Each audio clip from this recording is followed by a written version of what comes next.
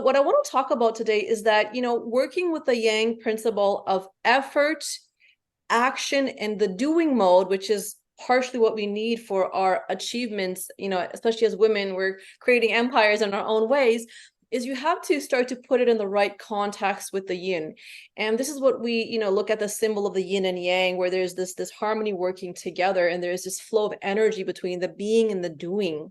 So that's what I want to talk about today. And just even in the Bhagavad Gita, the ancient yogic text, they talk about how there's action in action.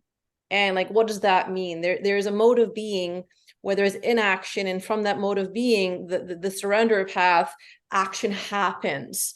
So I'm really excited to talk about that today with everybody. The doing mode, if I describe it from a place of the psychology and the physiology, it's a mode where when we're overdoing, we have an overactive nervous system, and there is excess mental energy. And I think that we can all relate to this. We go to work, we come home, we can't sleep. Our mind is going.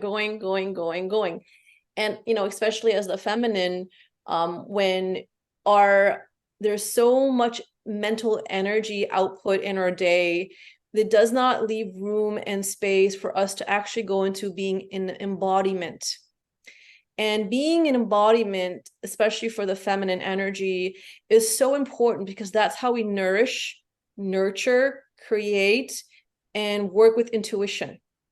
So, there has been such an imbalanced way for the feminine, that there is such a rise I'm seeing in a lot of mental health challenges for women, for men as well, in their own way.